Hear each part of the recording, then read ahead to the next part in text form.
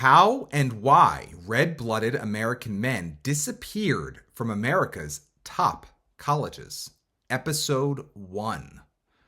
That is the topic of today's video. My name is Craig Meister. I'm a college admissions coach. You can learn more about me and how you can work with me one-on-one throughout the entire college admissions process on my website, which is collegemeister.com. And if you're interested in learning about whether or not you are or your student is on track for selective college admission in the United States of America, I encourage you to go over to my free 3-minute online assessment at areyouontracktogetin.com. Again, that's areyouontracktogetin.com. You'll complete a free 3-minute assessment. Your results will be emailed to you right away, and they will help you clarify whether or not you are or your student is on track for selective college admission in the United States of America. So let me preface this video and the future videos in the series with a couple of really important points.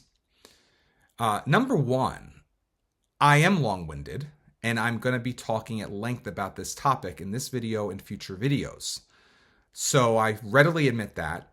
I have not written a script, so this is going to basically just flow as a stream of consciousness today and in future videos. Number two, I'm not going to be talking about the issue with men on the macro level and education in the United States. Now, what I'm referring to there is this chart, basically, which is very illustrative of the situation we find ourselves in the United States of America in 2024, which is that regarding higher education in general, men are increasingly the minority in higher education, whether it's to pursue an associate's degree in a community college, bachelor's degree in a 4-year university, a graduate degree, or anything higher. Men are in the minority in all cohorts across higher education. And that is a very serious issue. And, when the roles were reversed, when females were in that position, society had to change entirely to change it. But now that men are in that position, crickets are happening. Now, with that said, and it is a very, I think, big issue, this video series will not focus on the overall macro issue of males in the minority in higher education in the United States. Instead, this video is focused on, and the future videos in the series will be focused on, the fact that red-blooded American men are increasingly missing in and basically have disappeared from America's most selective colleges and universities, air quotes around sort of top colleges. When you think of top colleges, most selective colleges, the ones at the top of the U.S. News and World Report rankings list, etc., red-blooded American men are increasingly missing from, or basically disappeared from, such institutions. That is what this series is about. So we're going to be talking about a specific cohort of the overall macro problem in this series. So if you're interested in people talking about what other people are talking about, go to another channel. And if you're interested in them having very well manicured videos that are extremely well edited and not loquacious, also you can change the channel now, because I'm going to talk for a little bit, both today and other days, and I'm fleshing out my ideas live with you so that you can get a sense of what I'm thinking and feeling. I am not in any way self-censoring to the extent that it's going to be a highly produced video. It's going to basically just be some very important points that I want to get out there, because I think it's all a very important topic. And I hope you enjoy. And then finally, I want to get definitions straight. This is really important because when I say red-blooded American men have disappeared from America's quote-unquote top colleges, what am I referring to then? Obviously, I want to be very clear, literally, that as far as I know, all men and women, all humans, when they bleed, have red blood in them. What I'm referring to specifically here is when one thinks of sort of the stereotypical or the average or even the above average, but someone would think of sort of like a man's man, sort of someone who exemplifies masculinity slash traits and characteristics associated with, this guy's a man. He's a young man. He's an older man, whatever. Those are the people I'm really referring to in this series as well. I'm not talking about the outliers or those on sort of the different ends of the spectrum of manliness, if you will. I'm basically talking about the big middle of manliness, I guess. I would say, focusing in on the middle, let's say 60% of males, and particularly, of course, those who have the intellectual capacity, academic capacity, brain power, horsepower, bandwidth that one would normally associate with being able to succeed at a rigorous 4-year college or university. And again, I want to make very clear in terms of definitions, when I talk about top colleges in this series, I'm really talking about undergraduate schools, 4-year undergraduate schools. I'm really not focusing this video series on 2-year schools, community colleges. I'm not focusing on grad school and other professional schools, med schools, MBA programs, law schools, you name it. I'm hyper focusing on my specialty area, which is undergraduate school in the United States of America. We're not talking about Kenya. We're not talking about the United Kingdom. We're not talking about Brazil. This is about American young men and also American higher institutions that are 4-year degree granting institutions where you earn a bachelor's degree of some sort at those institutions. So those are the definitions that I think are really important to preface this series with, so that you can understand the lexicon that I will be using throughout the series to flesh out these ideas. And this will be a series. Today is episode 1, and it's going to be probably longer than I want it to be, but there will be other episodes too at varying lengths that will touch on what I think are the flashpoints and the real reasons why red-blooded American men have basically all but disappeared from America's top colleges and universities. Are some still there? Of course there are.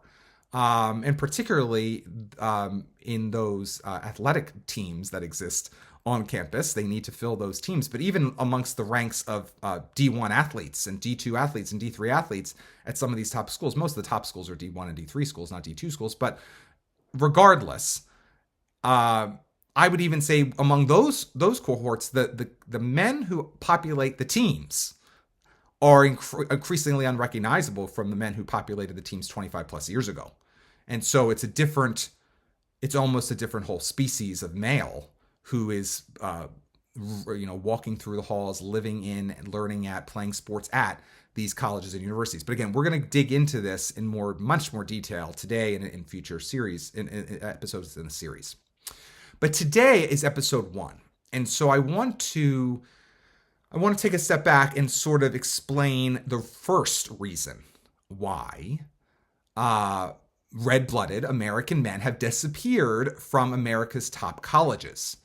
And there are, again, many reasons which we will touch on throughout the series. But in episode 1, I want to talk about the absolutely wretched experience that red-blooded American boys experience throughout their K through 12 education. So this is the first reason why increasingly American men don't even opt to apply to college overall, but particularly quote unquote top American 4-year colleges and universities. The wretched experience that boys have kindergarten through grade 12 in the United States in public and private schools in the United States of America. Let's dig into that a little bit. Boys are treated by the vast majority of K through 12 teachers in the United States of America, not necessarily because of any animus that the teachers have toward boys, but because of the way in which the teachers were trained in their education schools, in their teacher education programs. But in some cases, because of absolute pure animus against males. But that's, I would argue, as a minority of cases.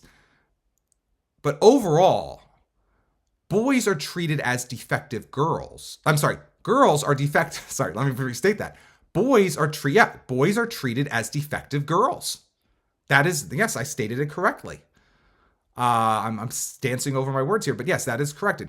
When boys come to school from kindergarten on, they are treated as though they need to behave like good little girls behave.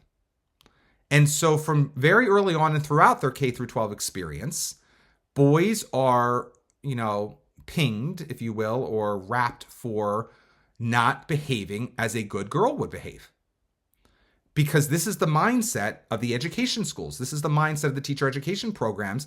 And this is the mindset of many teachers, many of the female teachers in K through 12 education, have no strong, healthy relationship with boys or men in their own personal lives. And I'm not even saying the majority, but a significant minority clearly don't. And so that perfect storm of women who have no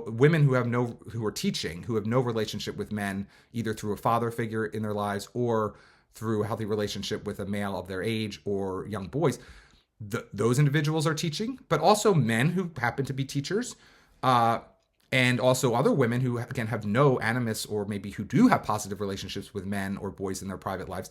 All of them have been given the same education training, by and large, and have drank from the same trough of basically highly anti-boy educational practices. What am I talking about, anti-boy educational practices? Boys and men, when I talk about particularly what I'm calling red-blooded boys and men. Again, of course, all boys, all men, all girls, all women, all individuals exist sort of on a spectrum. There's, all different types. There are boys who are much more capable of and naturally demonstrating characteristics one normally associates with girls. And there are girls who very much ride with the boys. That in terms of the typical boy, they hang out more with the boys, they vibe more with the boys, and they behave in many ways like an average boy, or maybe even what I would call a red-blooded boy or red-blooded man. So I want to also recognize from the very beginning that I'm talking about sort of that middle 60% or so. I'm not talking about the extremes on the spectrum, which are just as important people in my mind. I want to make very clear. Those individuals, at 40%, the 20% at one side of the spectrum, the 20% at the other side of the spectrum, if you even look at it as a spectrum, I mean, you could look at it as a three-dimensional sphere, and, there are, of course, outliers beyond sort of the typical bell curve, right? If you think of a bell curve, I'm talking about the middle of the bell curve here in terms of behaviors, interests, characteristics, dispositions. But I want to be very clear. I completely recognize and appreciate and respect the fact that boys and girls both exist on outside of this sort of middle hump of the bell curve, and those are boys and girls too. But I'm really focusing in on the middle, okay? The middle, sort of where the majority sit and the majority behave. When we think about K through 12 education in the United States of America, guys like competition. Guys are into teamwork sometimes, but they're also into individual accomplishment other times. They like individual competition. They like to do projects maybe with people, but they also like to do projects alone and compete with their buddies or others. So guys like competition, guys like rigor, boys like rigor, men like rigor.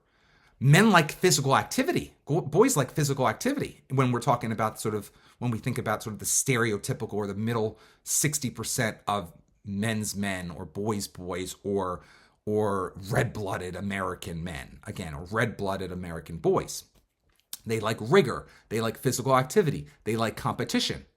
While so much of K through 12 education in the last 35, 40 years has turned into collaboration, has turned into teamwork, has turned against ranking students or having students compete against each other. They've cut out physical activity, motion, activity, rigor, and it's turned into a lenient, slapdash, listless, I would argue, inactive, inert almost environment of stay in this line, behave kindly, No peer pressure, all peer praising. Uh, Obviously, no bullying unless it's against the majority, which is a whole other story. But, basically, behave nice. Everyone's collaborative. Let's be inclusive. Some of which are very positive overarching ideas.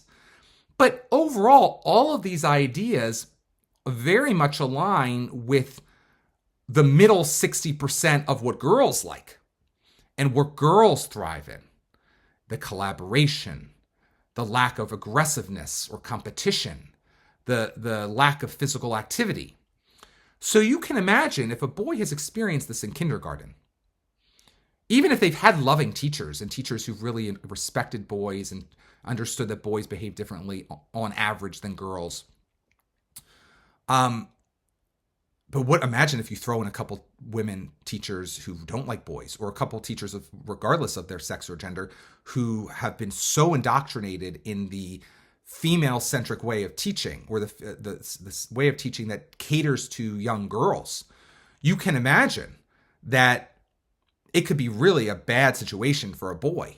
Kindergarten, first grade, second grade, third grade, increasingly few recess periods by the time you get to fourth grade and fifth grade. And now you're reading books about victims and young girls and women who've been mistreated by men, and victors are bad, and heroes don't exist anymore. And war, you can't read about war. You have to read about peace and famine and victims and more women and more minorities and more victims. And increasingly boys and adventure and men and battles and war are completely verboten from the curriculum. And you're in middle school now, and you're learning about colonialism and how bad men have behaved throughout history in history class. And again, the English reading is maybe Toni Morrison. It used to be Shakespeare.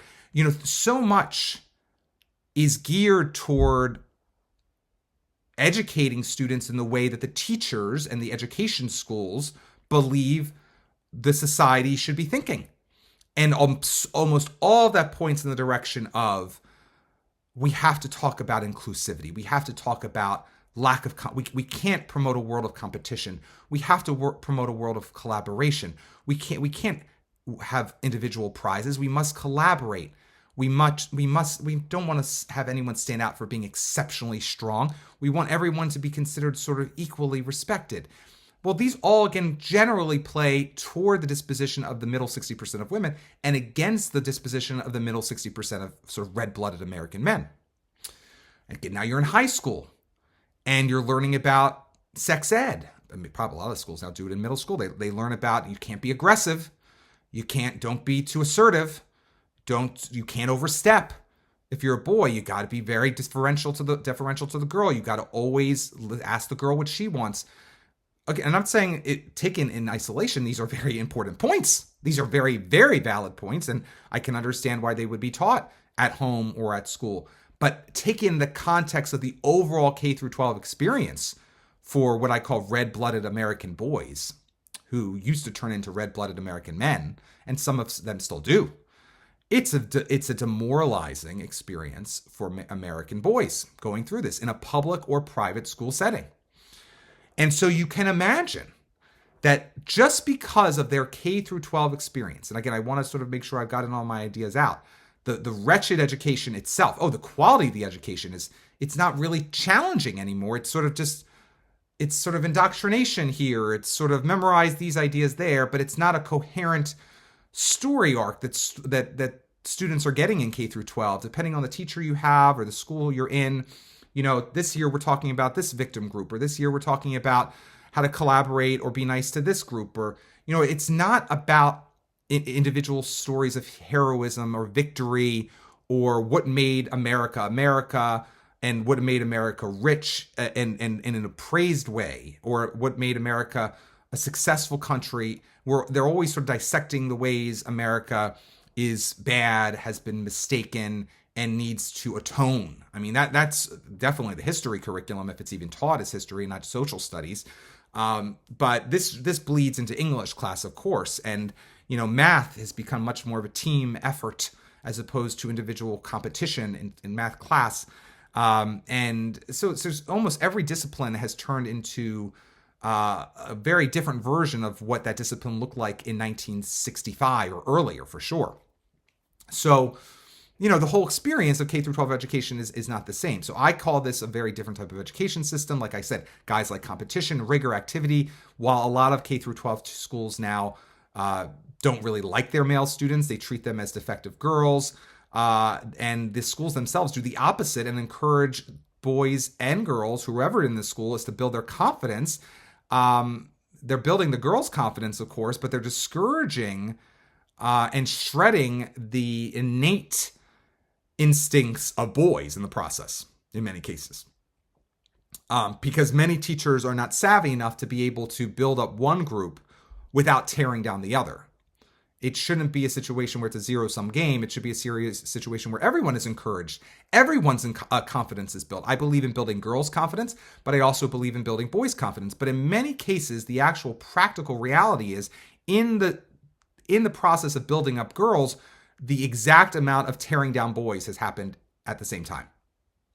And their behaviors and their interests and their passions. So like I said, teachers are increasingly taught how to do this, whether they realize it or not, or they are coming with their own sort of revenge fantasies in mind. Again, I think that's more of a minority of teachers. They're fighting against the patriarchy. They're taught to build up girls and promote girl power. But again, in practice, what this ultimately creates is a situation that is creating boy disempowerment and fighting for a matriarchy as opposed to fighting against a patriarchy. Okay, so again, it's not so simple as just building up girls. In many cases, it's happened correspondingly with tearing down boys. Okay, so that is really important to understand. So you can understand if you see things the way I've just spelled them out, and you may disagree with me, and by all means share your comments below, respectfully and civilly if you can. You can imagine why by the time you get to 10th, 11th, 12th grade as a boy, a red-blooded American boy who still sort of is able to have an outlet for his boyishness, or that middle of the bell curve boyishness or American red-bloodedness that you would normally associate with sort of American individualism and masculinity.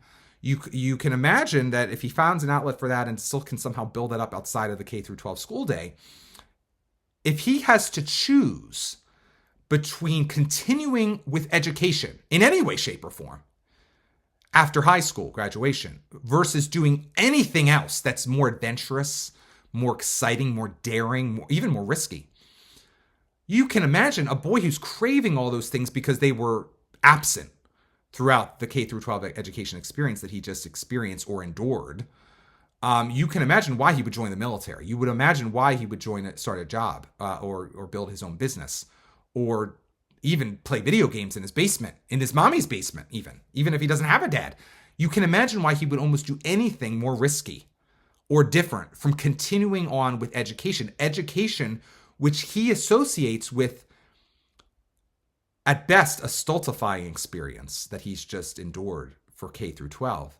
At worst, a demoralizing, humiliating, blood-draining hellscape that he has just had to experience for the last 11 or 12 years, maybe 13 if you went to kindergarten. So can you see that? Do you understand why that right there is self-selecting out? Just a huge number of boys do not want to continue with quote-unquote education. They don't, regardless of whether it's a community college education or getting a doctorate, because they associate education with what has been a very unpleasant decade-plus experience for them. They have not enjoyed the experience whatsoever because they have been maltreated by teachers, either implicitly or explicitly. They have not been able to explore their passions. They have not been able to pursue their interests.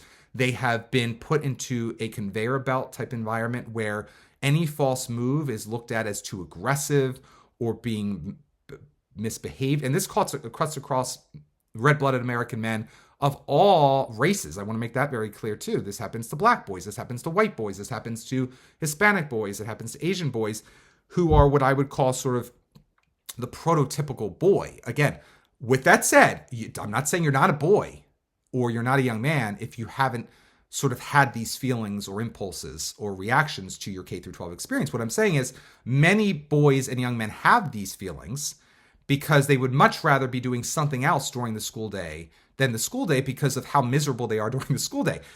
I would again argue that up to maybe 40% of boys do not have these feelings or not feeling this or generally on board with what's happening during the school day or have other issues that are just not being discussed in this video or other videos in the series.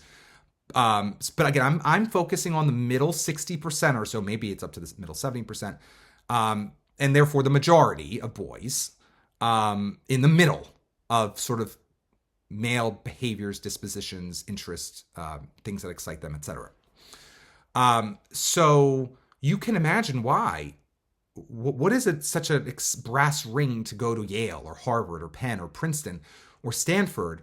These are institutions that are associated with the creme de la creme in education. And education is a word that lots of boys associate with just like hell on earth.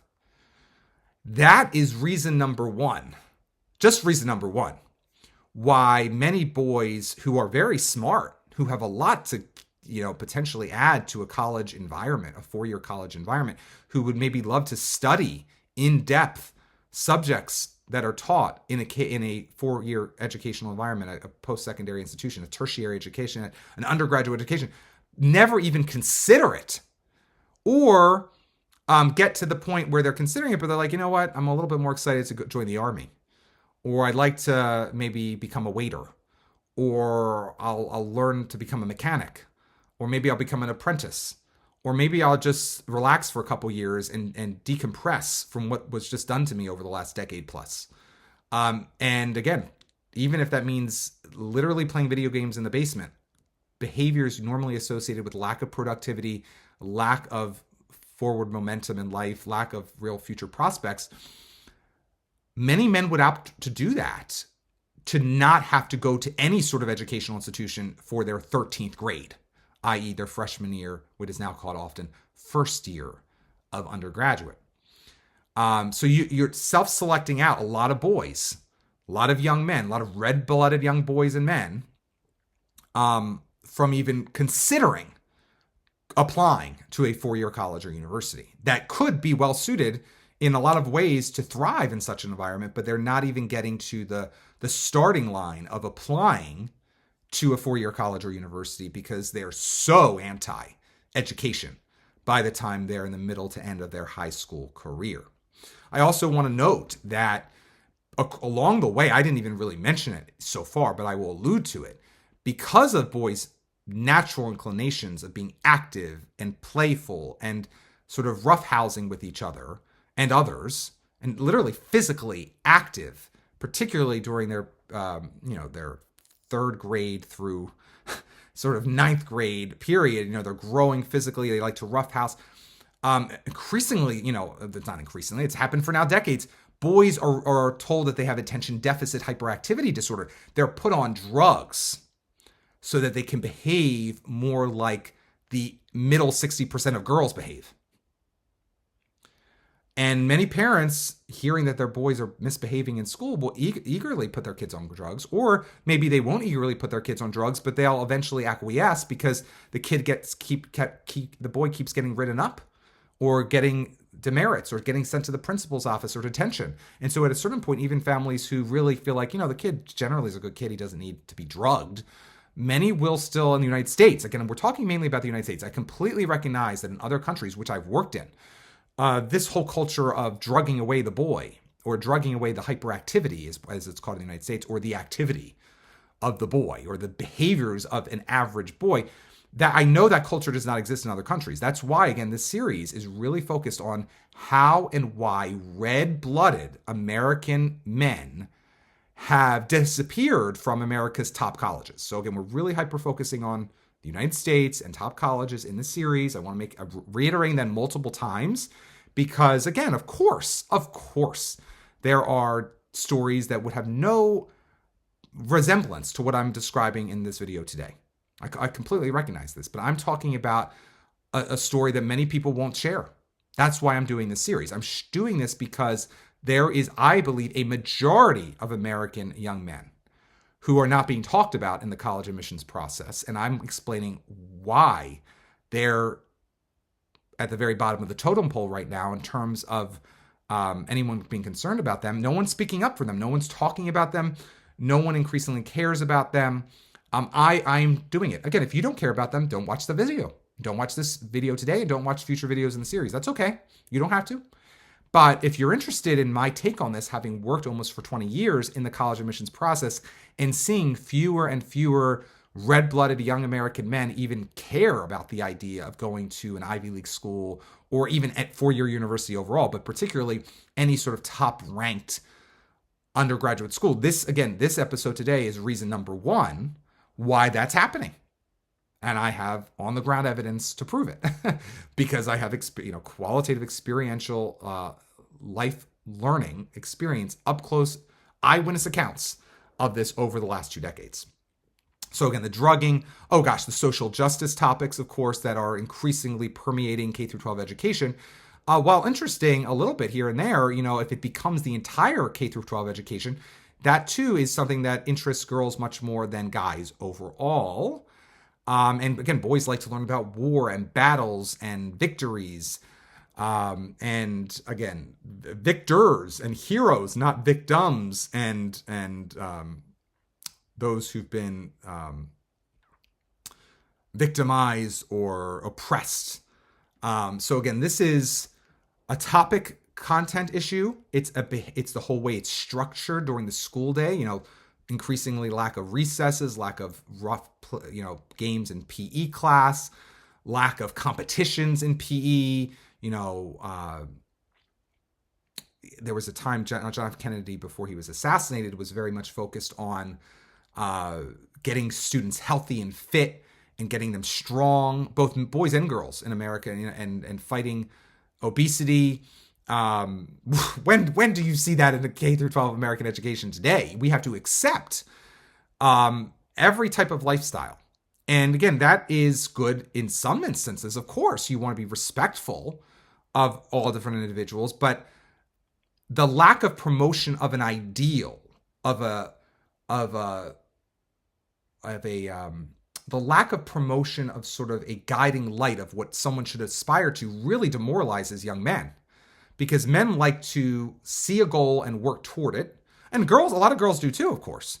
But men really thrive on that. Boys' minds really thrive on the idea, like, this is the ideal, this is the perfection, and I want to get toward that. But if you remove the ideal of an ideal at all, and remove the ideal of, like, this is perfection, this is what you want to strive toward, all of that gets muddled up in the minds of young boys and men, and they're listless throughout K through 12 because there's not competition, there's not striving. And so these ideas of physical competitions, academic competitions, a lot of schools have removed rankings lists altogether. That demoralizes a guy who's competitive. Girls sometimes too. Like I said, this a lot of times overlaps with girls, but I think all of these things are particularly disproportionate. That's a word we hear a lot. How something disproportionately affects this population, girls, this group, that group, the other group. We rarely hear about how this disproportionately affects red-blooded American men or the average American young boy or young male. But that's what this video series is about. And so today we talked about how K through 12 education disproportionately demoralizes, demotivates, and turns young boys against education overall. Again, it affects boys and men in America in particular, because the way it's structured in America. All right, so we're going to do more in the series. Again, I sort of do apologize, but I sort of don't apologize for the fact that my ideas are not fully crystallized or that articulate. But I want to get this out there because I think it's important to start this series. I wanted to start it with K through 12 education as episode 1. But we're going to go through other reasons why red-blooded American boys and young men are increasingly missing in action, disappeared from top colleges in the United States of America. And we'll share more statistics on that later on in the series about sort of what the proof is of that. Even if you see a school that says it's 50% Let's say you see an Ivy League school that claims it's 50% male and 50% female. You got to dig into the undergraduate population. You have to dig into the actual numbers and the populations within those male and female groups to really decipher the fact that in many cases, fewer than 20% of the males on campus are what I would call red-blooded American men.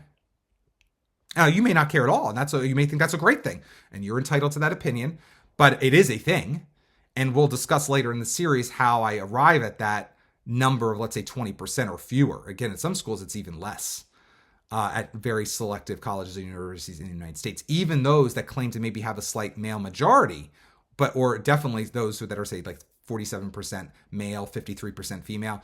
It ends up, if you really splice and dice things out, the males that I'm talking about, the red-blooded American, middle 60%, let's say, is probably, especially if you think about academically, the middle 50, 60%, of course, they're probably 1%, 2%. But if you even think about the smartest of that cohort, or the most academically, strong in that cohort of the boys and young men who have the middle 60% disposition of a American male, again, definitely 20% or fewer. We'll get to that in later on in the series. If you enjoyed today's video, I don't know if you could enjoy it or would enjoy it. I don't know who would, but it's interesting. It's interesting at the very least. But if you enjoyed today's video, please give it a thumbs up and consider subscribing to my channel. If you would like to work with me for part of or the entire undergraduate admissions process, go to my website, collegemeister.com. Until next time, stay safe, stay well, and most importantly, stay stress-free throughout the entire college admissions process.